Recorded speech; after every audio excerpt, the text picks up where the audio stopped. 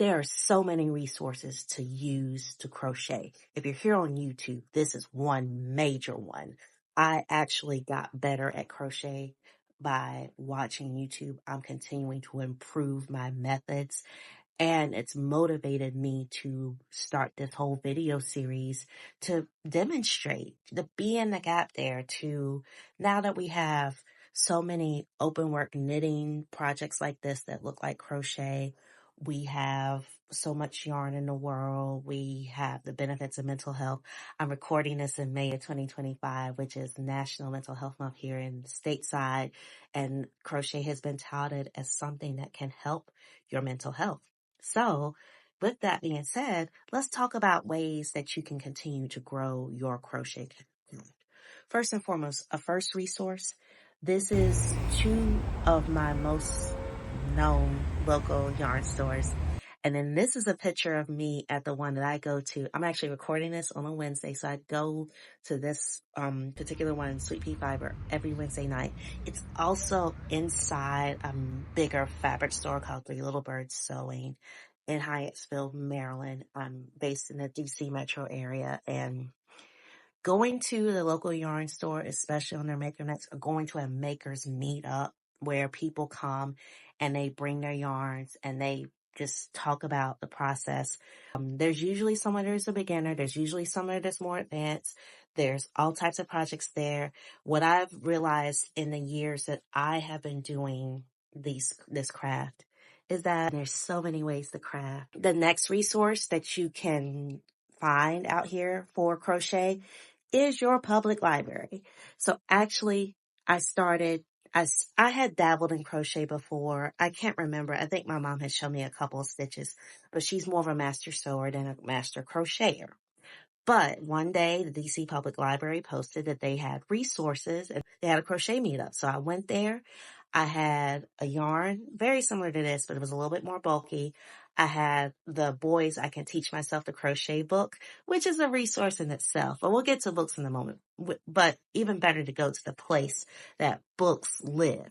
Not only does the library have oftentimes makers nights, they also have books for free. Your local yarn store, of course, their business. So they sometimes have books that they weren't able to sell. They have yarn on discount. They have the community. But ultimately, at the end of the day, sometimes their hours are more limited than the library. And sometimes there's that pressure to buy something or always, and you do want to pay into your community, but at least the public library, somebody already wrote the check so that the space is there. And some libraries, like here in DC, we have a maker space, and that maker space has sewing machines and other things. My number 3 resource itself is these books that I have been showcasing. And not just these particular books that I'm holding in my hand, but yes, these books are on sale in my bookshop store. So that's why there's a paid promotion on this video. But just in general, these are some of my favorite books, especially if you want to go into garment work. If these are 3 books I reference a lot. I'm working on patterns through. They've helped me with patterns. Specifically, this top-down crochet sweaters helped me with this shirt because it kind of prepped me for going top-down and getting ready to put darts in and measuring myself properly. I'm really loving this granny square wardrobe as I'm having a lot of tension issues I'm finding, even as I'm in year 6 of my crochet journey. I find that the granny square motif offers a lot of room. You can make panels and then you can sew those panels together. And a special trick, a lot of people think that you have to have the color in the granny square to make it a granny square. What this really is it's a common name for a motif, like a crochet in the round motif that you can square off, or in some cases you can make into little hexagons, which is what's happening here with these sunflowers. But you could just make this all solid, and then you could just sew all the panels together. And I know you're going to hear a lot of people say, oh, well, I don't want to sew. But if you're already a machine sewer or a hand sewer or an embroiderer, it's not a big step to start doing granny squares. And so the books themselves that you might get from the library, or sometimes, when you go to Maker's Night, whether at the library or at a store or at a bar or wherever, your friends might bring you books. Your friends might bring you patterns. And so that's the next resource, your crafty friends. I love my crafty friends so much. That's why I always try to get out there on Wednesday nights to go see them. And my crafty friends, They help me with motivation with projects. They give me ideas of things I can do to, even since I love this so much, I want to make this art my full-time gig. So they're motivating me to apply for grants and put things online. They're many of the ones I'm friends with. In fact, I'm going to put this card up here. Several of them competed in a contest recently to make a shawl out of just shorn wool from a sheep at a big contest at a big festival, which actually that's another resource. Number 5 is the big yarn festivals. Combine all of the things I talked about before. The local yarn store, the library, because they're the books, the patterns, the teachers, and then friends. Like, everybody converges in one place. Now, one caveat with many yarn festivals is some of them are in very rural areas. I, as a black person, a Black queer person, wouldn't necessarily go to at night by myself. If you don't have a car, many of them you have to rent like a zip car, or if you don't have crafty friends yet and you're just getting to know them and you don't have anybody at the library that will take you out to those resources, then that might not be a little hard.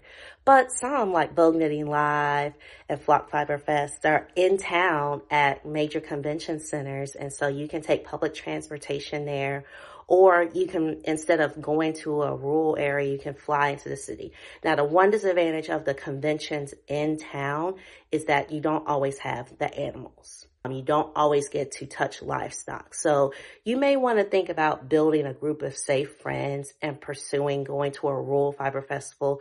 There is safety in numbers. And a lot of times when you get there, you realize there's a lot of people a lot of people that care about you. Some of your friends from your in-town yarn spaces are there. And so, yes, let me run this back around to end this video with the fact that, yes, YouTube is a resource.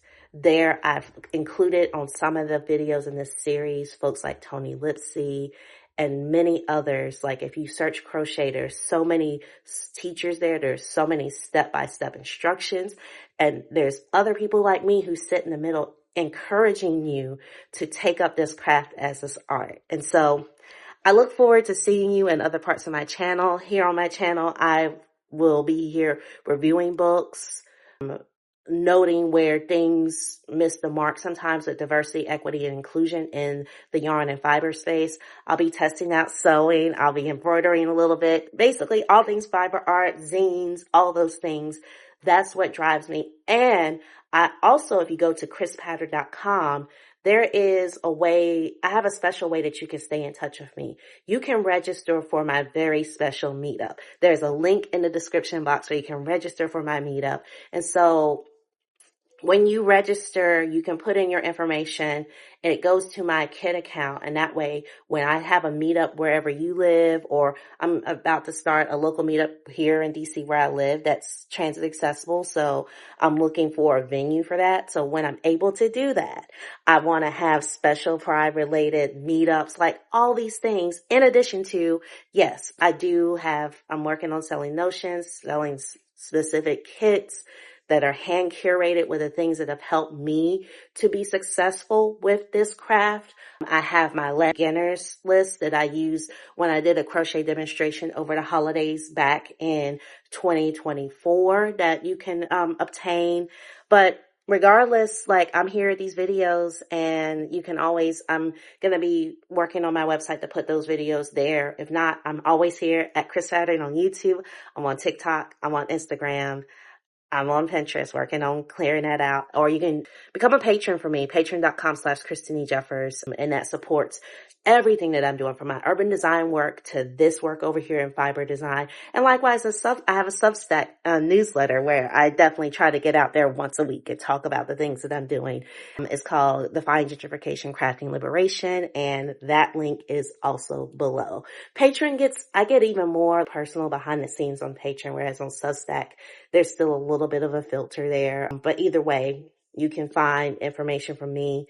You can find motivation. And of course, you can watch some of my other videos where I've reviewed yarn stores. I've looked at open work knitting that was trying to pretend to be crochet. And over time, you'll see me complete projects, and I'll talk about the process of completing those projects, certain yarns I've loved, certain hooks I've loved, and other things. And yes, let me know if there's something that I can provide you that you want to see on this channel that can be more of a resource. But yes, resources are here.